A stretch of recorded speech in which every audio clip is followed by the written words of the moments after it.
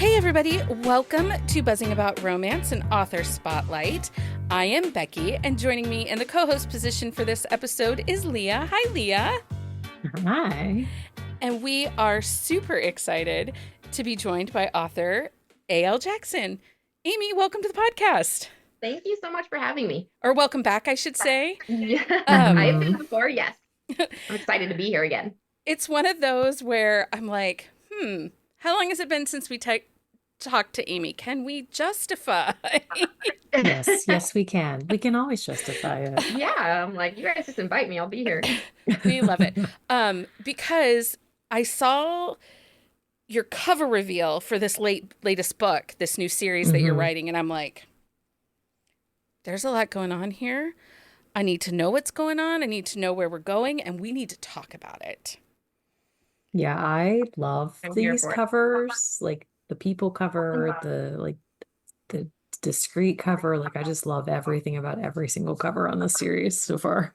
That makes me so happy. I mean, we were like, I knew that I wanted to go back to like the darker thing because it was going to be a Redemption Hill spinoff. And so we went into design for this. Like I kind of had like a specific vision. Like I still wanted the like super sexy, intense couples, but I wanted to add some elements to it as well because, we do a lot of like the foil stuff and the inside pages of like the hardbacks with the different. So like we wanted to make sure there was a lot of really cool stuff and elements that each of them contained. So we could not have been more like they're just gorgeous. Like the first time I saw it, I was blown away.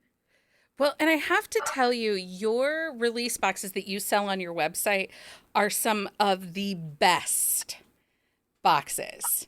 Like I think I got the first 3 at Time River. I didn't order this one because life and time, I missed it.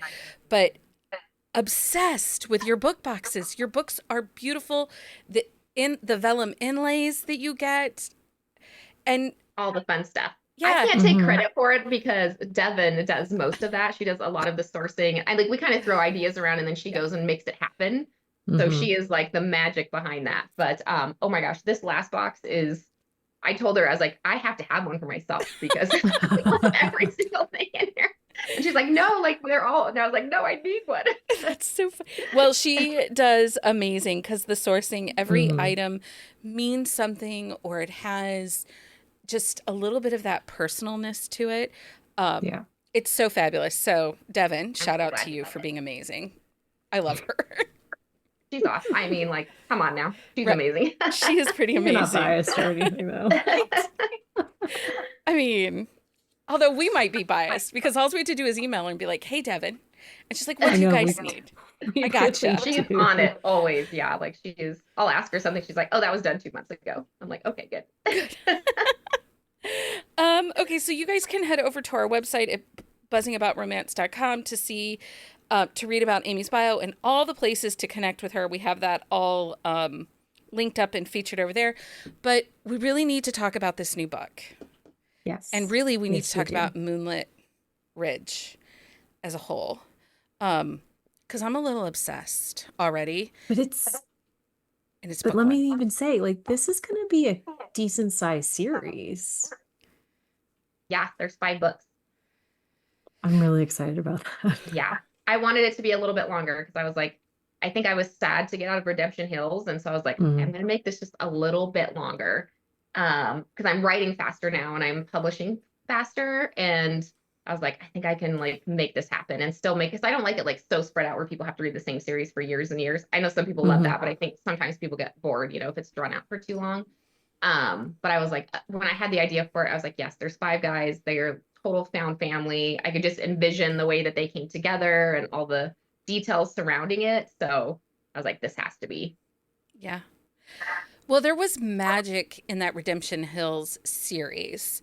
And I loved the series previous, which Kiss the Stars was the first book, and Falling Stars. Or Falling Stars was the first. Well, Kiss the Stars was the first, but the Falling Stars. The Falling Stars series. Yeah. I knew the name of the first book. I do a lot of stars, you guys. Like I'll fess up to it. It's okay. I can't help myself. I mean, I love that series, but I love rock stars, and I know that rock stars are not everybody's cup of tea. But there was like this emotion and this grittiness. And then we went into Redemption Hills, and I don't know how you did it, but you even got grittier, but you don't Mm-hmm. go dark. Do you know what I mean? Like, I don't know how you find this gray space. Balance. Yeah. Is that hard to do Yeah, for you? it is like, I don't know, it's like kind of what I naturally write though. It comes out that way. So, and it's so funny because I have people tell me all the time that they recommend Redemption Hills if that somebody's like, I kind of want to read dark, but I'm kind of scared too. So they say it's like Mm-hmm. the The gateway to dark. gateway. But then Yeah. I heard somebody say the other day that somebody was like, oh, I want to start reading contemporary and they only read dark. And they're like, okay, read Redemption Hills. Because I guess it could be Well, the because other direction too. it's like that perfect in between. Like you get the dark elements, but you don't have like those really dark, like key things that you need for it to be a dark romance. And I think that's the thing. Like you're right, like in that gray area, like Becky Mhm. said, where it's like you kind of can like you're straddling the line in the Yeah, best way possible. which is so fun because I want it to, I want it to be palatable for everybody. You know what I mean? Like, I don't want it to be so Hmm. dark that some people are like, whoa, I would not touch that with like, that's the last book that was ever written. Yeah. But I also like that, dark readers also enjoy, tend to enjoy them as well. So it's just like a fun balance. Well, and I think one of the great things that pulls me back into your books every time is the emotion. Because so my kick of 2023, really the last 9 months, has been give me stakes over Hmm. vibes. I want to see character growth. I want emotion. You can give me a book without a third act breakup. A.L. Jackson does it all the time because there's an outside source that tests the couple's, Right. their connection, their bond. So we get that dark emotional moment without miscommunication or the couple breaking up or something like that. And you give me stakes. Like I Hmm. can sink my teeth into these emotional, almost gut wrenching stories at times. And let me tell Not you, people, almost, like actually gut-wrenching stories. here There's to no eternity. almost when it comes to an Amy book. I There, mean, sometimes. I mean, I feel like I've like toned down on the heartbreak recently, though. It's like more actiony than the heartbreak. I don't know. Maybe I'm wrong. I'm sorry, did you read No, Here to no, Eternity? ma'am. Because I read Here to Eternity and I had some moments. Did you have some moments? I feel like that one was I was so excited about the end that I was just like, I think I was smiling the whole time I was writing it, even in the dark parts. I was just like, Like this is one of those ones where like it was like your core feeling, like your core style of writing, like really shined in this story. Like you would like it's one of those books you could not put down. And it is a beefy book. Like this is a really long book. And I was not upset about it at I all. love it. That makes me so happy. Well, I'm so glad that you guys enjoyed it and like felt that emotion because I just like felt like from the first page, just like that meeting, I Hmm. was like instantly hooked on them. So I think it was Yeah. just like one of those things where I love the characters immediately. So like I think that just like rolled through the whole story as I was writing it. Yeah. Hmm. Well, and he's so grumpy. I know. So I was trying to figure out if he might be your grumpiest hero yet. He was so grumpy. I'm like, dude. Yeah. He was just like I love rough everyone. and like soft. Like, I mean, the everything about him was like my kryptonite. I mean, he just like instantly became my number one because I was like, oh, everything about him is exactly what I want my hero to be. Well, okay, so speaking of heroes, your heroes, they come off tough, grumpy, a little jaded, a little rugged, but they aren't Hmm. all bad. Like, they have this softer, hidden side. What is it about that kind of secret side to them that you love writing so much? Because I think you give it to us in almost every. Yeah. Yeah. I mean, I think because I want multifaceted characters. I love the grumpy, I love the rough, I love, people making mistakes and having regrets and all those things that make for a really juicy, great story. But also, I feel like not every, like, you can't be all bad, So I Right. like having that piece because, a lot of times I write children. So obviously they're going to have to be soft with the kids. They're going to be soft toward their heroine. So I like having that balance and like dichotomy between the two sides of them because I think it's a lot of times they haven't forgiven themselves for whatever they've done, but there's still like that goodness inside of them. So that's how it like gets woven together. Yeah. Mm-hmm. We get a lot, especially with River. Um he has his vulnerable moments and this complexity to him. And I feel like, do you think he's your most complex hero?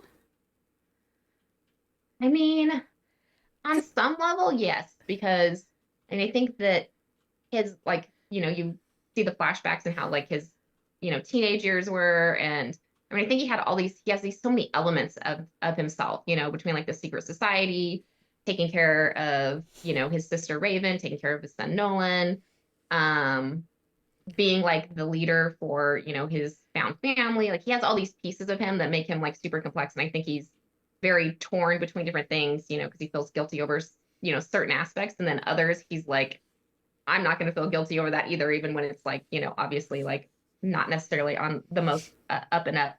I don't want to like talk too much about it, but Right. but We yeah, don't like want I you to think, either. I think him and maybe like Lyric from Where Lightning Strikes are probably my two most complex heroes. Yeah. Just because that one was more like a heartbreaking side of things, not so much like dark. Like he didn't have so much of a dark, criminal past, but like he had that emotional scars and complexity where this is like all of that plus like another layer with the the criminal history and all of that. Yeah. Well, and Charlie isn't just a wallflower either. Like she has her own past and her own mystery surrounding her. And that's something that you do exceptionally well. I feel like I knew Charlie as a character as we got to know her, but there's still this mystery. Do you feel like you're teasing, like edging your readers a little bit? Like, because I'm constantly like, what is going on? Tell me more. What is happening? Well, that's the type of story I love to read. Like I want to be like given little breadcrumbs all the time where I'm just like figuring it out and figuring it out until I know what's happening. And so I like writing that. I love that, like, keeping you all on the edge, like, and like I love the theories that, come to life when I have so many readers that message me as they're going through and like, oh, I think this is happening. And oh, what about this? And oh my God, I can't believe this, So it's like so fun to see like where different people pick up on different things. So it's so fun to do that. But I wanted her to be like, I knew that she was going to be vulnerable because of her past, but I also knew she was like crazy fierce at the same time. Yeah. So she is probably my very favorite heroine I've written, just because she was like a force to be reckoned with at, while she was also, had all these tragedies happen to her. So I really love writing her. I mean, Well, and I think one of the things that you do really well, and Becky and I have talked about this like ad nauseum, where we're not always a big fan of the flashback, but your flashbacks, the way that you weave them into the story, and like granted, you do change like it to third person for them, so like it's a like distinctive like difference there, but like the way you weave the flashback like into like the moments in the present, it's like almost like memories instead of flashbacks. I just think that that works so well. And I think Charlie's story, like in those flashbacks, like there's just something about it. I love that. Thank you. I I think, mean, and it's a hard balance, right? To write those flashbacks. I know like when I very first started writing at that time, like my editor was like, no, you can't write flashbacks. Like that's just not done. And I was like, I think I'm going to do those because I knew the way I wanted to tell my story and I knew the way I visualized it and what I wanted it to be.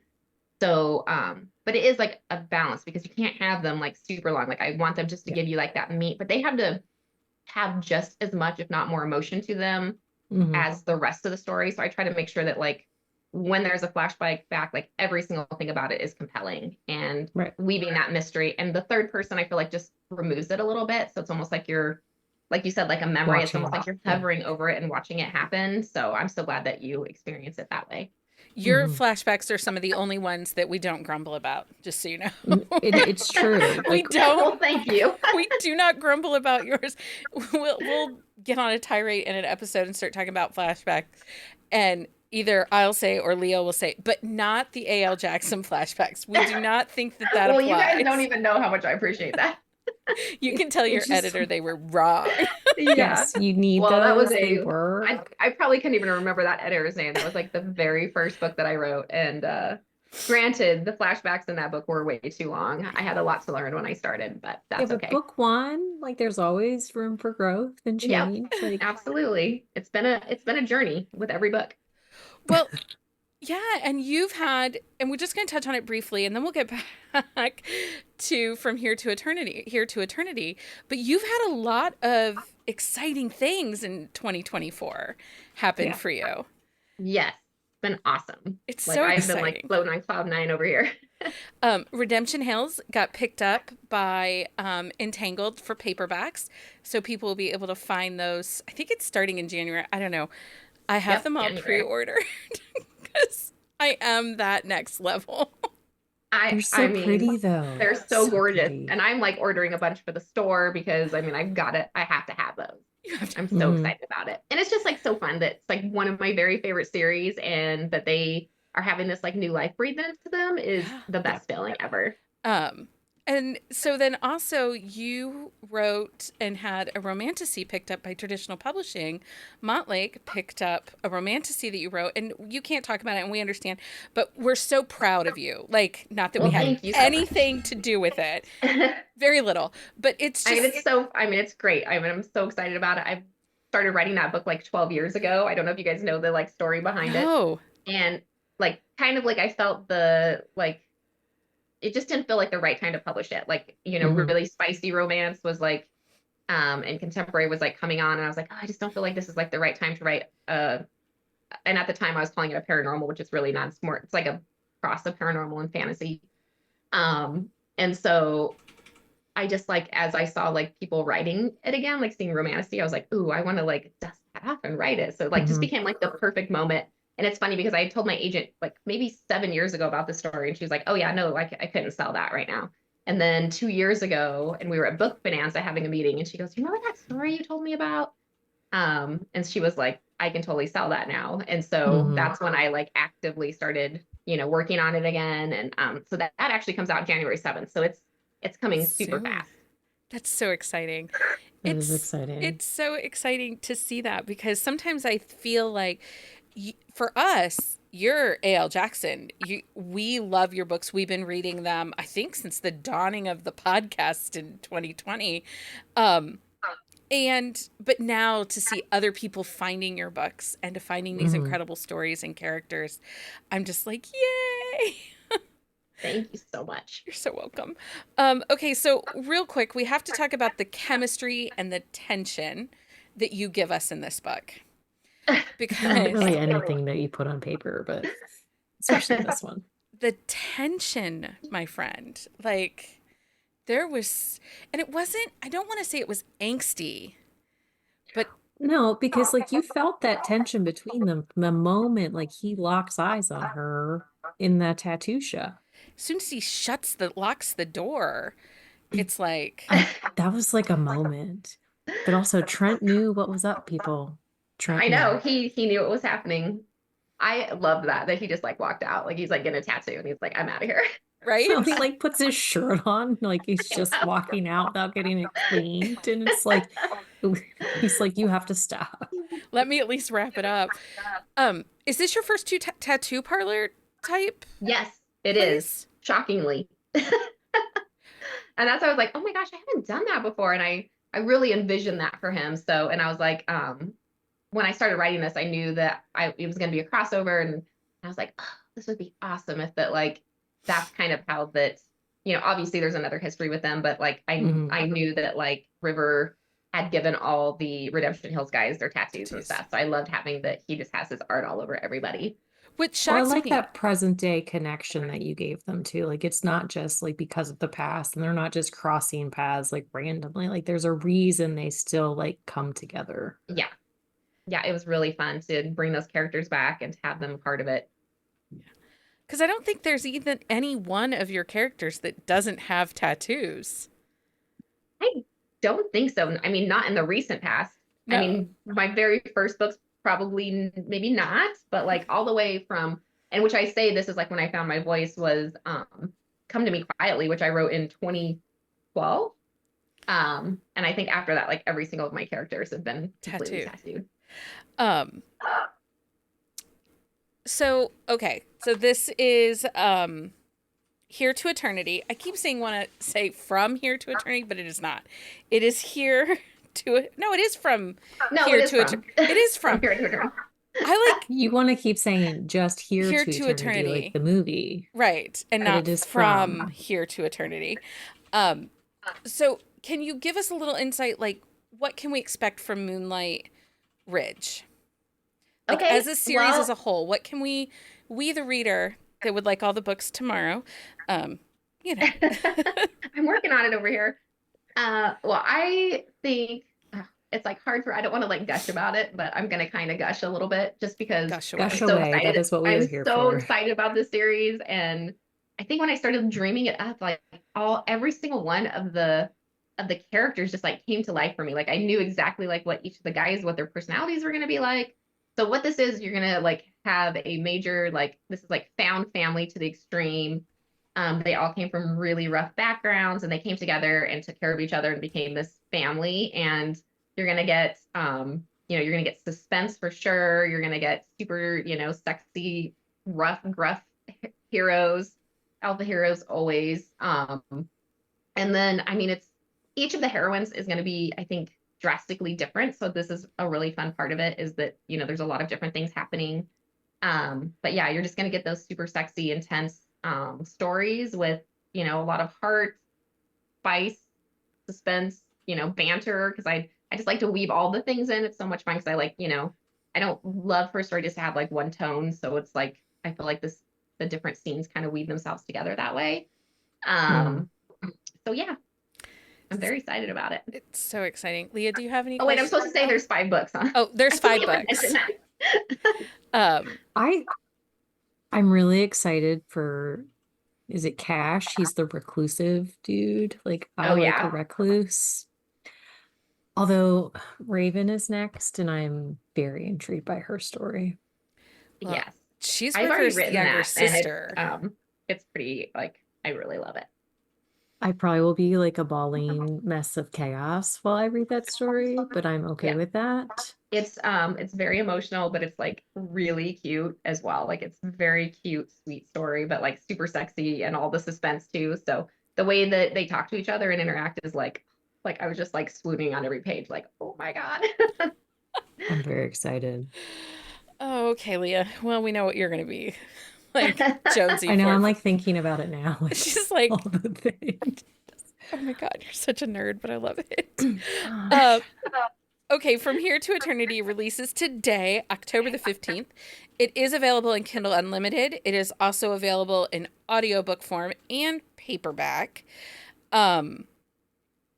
It is, I sampled the audiobook and I have it pre-ordered so I can have it. It's exceptional. It's Andy Arndt, and then I didn't recognize, is it a newer person? Stone. Austin Stone. Austin Stone. Is he new? Not to be confused with Austin Stone from Wait. Oh yeah. Like I do have a hero named Austin Stone. He is fairly new. I mean, he's done some different audios, but he was recommended because he has that really like growly, gruff voice. So he just like fit, River to a T. Yeah, it's just really gruff, and I'm reading great reviews on it, so I'm super excited. Yeah, I've gotten like so many people like, holy crap, that was so good. Aiden? So. Gruffer, Growly? like a little more rumble to him. A little more gravelly? Yeah. Mm-hmm. Yeah. Because I mean, Aiden could read me the dictionary. I think you would. I think you would like this guy too. Yeah, it's really good. I was excited. He's like such a sweetheart. I may just have to get the audiobook too. Yeah, I'm telling you. Okay, so now we have From Here to Eternity. It's out today. What is next? So obviously then next is your Romantasy in January. Yep. Next out is Romantasy, which is Visions of Darkness, and that's January 7th. And then Give Me a Reason hit stores, I think January 25th or 26th. I'd have to look it up to verify what day, but it's like the last week of January. And then Under an Endless Moon, which is the 21st. Give Me a Reason. Give Me the Reason is the 21st, because Oh, good. Look at you. You're on it. So like not quite the So that's fast. That's like 2 weeks after. And then 2 weeks after that, Under an Endless Moon comes out, which is Raven and Otto's story. So it's second in the Moonlit Ridge. And then so, February 25th is Say It's Forever, which is one of my favorite books in that redemption. Oh, I know. 4 and 2. Yep. 4 and 2. And I'm looking at these edges with the sprayed edges. They're so stinking pretty. Jeez. Amy, you know, you bought a new house. We're helping you pay for the new house. That's what we're doing. Oh, well, thank you. It's community service, Leah. I mean, thank you for supporting me. Like, I need an excuse to purchase them. I have so many copies of these books. Like sometimes, like, you guys all get pictures and somebody has like 7 of the same book, you know, because like special edition boxes and like different things. And it's always like such an honor that somebody would go and purchase every single book. You know what I mean? Like, that is like, I would never in a million years think that would happen. You know, it's so cool to see that. And it's like, my heart just like wants to burst all the time. Just I'm so grateful and overwhelmed by all the love. Celia, she doesn't think we're crazy stalkers that we have to have every copy of the books.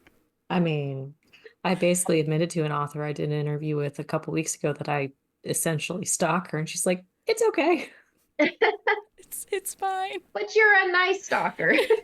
Exactly. We're not too weird. We're normal, sort of. I mean, it happens. Okay, everybody, From Here to Eternity is out today. You can get it on Kindle Unlimited. Grab that audiobook. Amy, thank you so much for joining us and coming on to talking about From Here to Eternity with us. Well, thank you for having me. It was so much fun. I always love chatting with you all. So, and we love having you because, you know, we're not crazy stalkers. Until next time, everybody. Happy reading, everybody. Find us on Instagram at Buzzing About Romance or on Twitter at Buzzing Romance. If you like the podcast, please leave a review.